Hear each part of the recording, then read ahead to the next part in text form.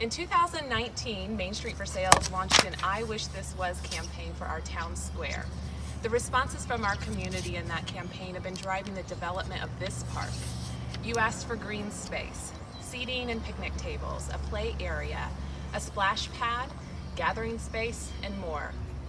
Another resounding request in the community campaign was for live music. We'll be hosting the town's first summer music series in the park this summer, Music on the Square, and today's announcement is to help us have more live music and performances on the square throughout the year. So for this announcement today, I'm joined by the one and only Mr. Gary Holdsworth, our beloved band director. He and his wife, Mrs. Patsy Holdsworth, directed the music department at South Ripley Schools for over 30 years. And in their time there, they built a rich tradition of music and performance with marching band, pep band, concert band, show choir, majorettes, and flag corps. Unfortunately, we lost Mrs. Holdsworth to ALS 3 years ago, but her legacy lives on in so many ways in this community. Through the programs she developed, the joy of music and performance she instilled, and when her former students smarkle. Her reminder to smile and sparkle when stepping out into the world. She promoted power poses before it was a thing. Mr. and Mrs. Holdsworth are legends in this community, loved by all, and so it's with great excitement I get to announce that Mr. H and I are standing on the future site of the Holdsworth Entertainment Pavilion, an outdoor music and performance venue. Our fundraising campaign in partnership with Creating Places, a program of the Indiana Housing and Community Development Authority, launches today, and we need your help to make the pavilion a reality. We have 60 days to raise $50,000, and when we meet our goal, the Indiana Housing and Development Authority will match that with another $50,000 to construct the Holdsworth Entertainment Pavilion later this summer. The Holdsworths have left a huge imprint on this community and have impacted thousands of students, so we're thrilled to make this tribute to facilitate music, performance, and the arts, as well as a gathering space in their honor. So, Mr. H, tell us a little bit about your careers, what brought you to Versailles, why you stayed 30 years, and then what kept you here after retirement.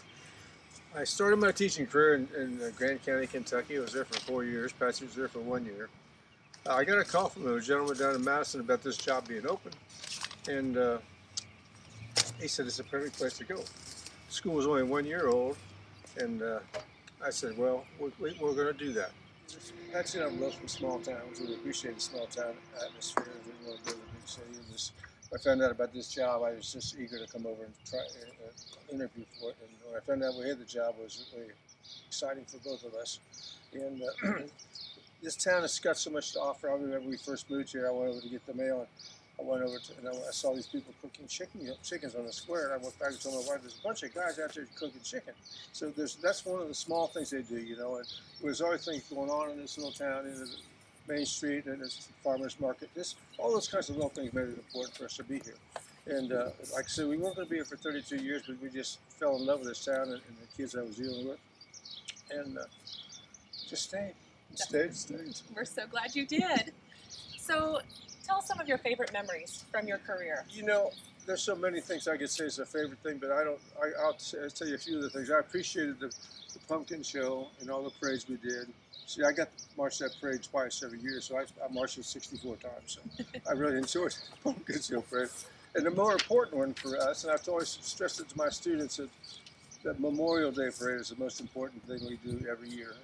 And it's so exciting that I have as many kids show up, and I know Lee Hamilton was always bragging about how this town showed up for that program to the cemetery. And they still do. And they still do. And there's no question about that. And you know, I was, the fact that my seniors have already graduated from high school, but several of them said, can we still march the parade? So of course. A lot of people wouldn't want to do that. They did, because they appreciated the importance of it also.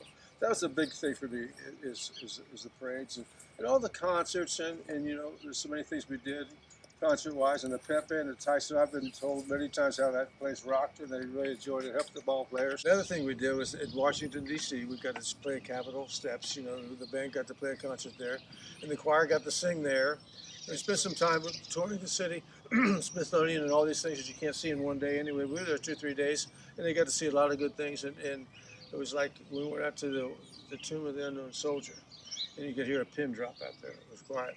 And one thing good about that is the president of the choir and the president of the band got to carry a wreath out, put a wreath at the tomb of the unsung soldier.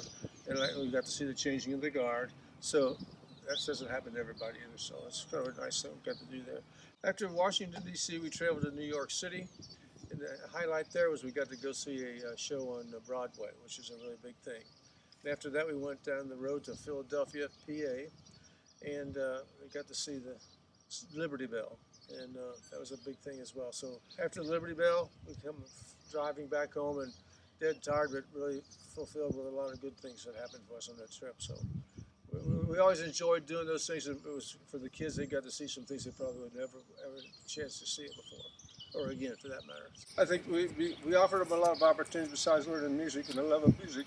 They got to do some other good things. That's wonderful. So what are your hopes for this park and this pavilion? Well, you know, we're talking about a venue for the people to perform their music. And there's other things besides music could be done on that stage, but I think that's the important thing to me is being able to come up here and put on some entertainment that will bring people to the community, spend time together.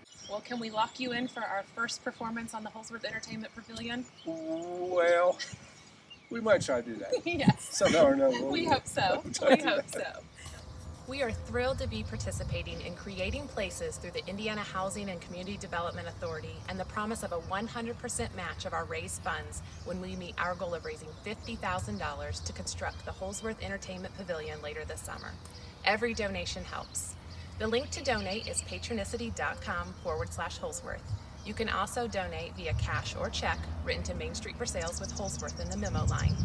Donations can be mailed to Main Street for Sales at P.O. Box 49, Versailles, Indiana 47042, or dropped off at the Versailles Town Hall. We have complete confidence we can achieve this goal to build a desired and requested amenity for our town to enjoy for years to come. Thank you for supporting our community.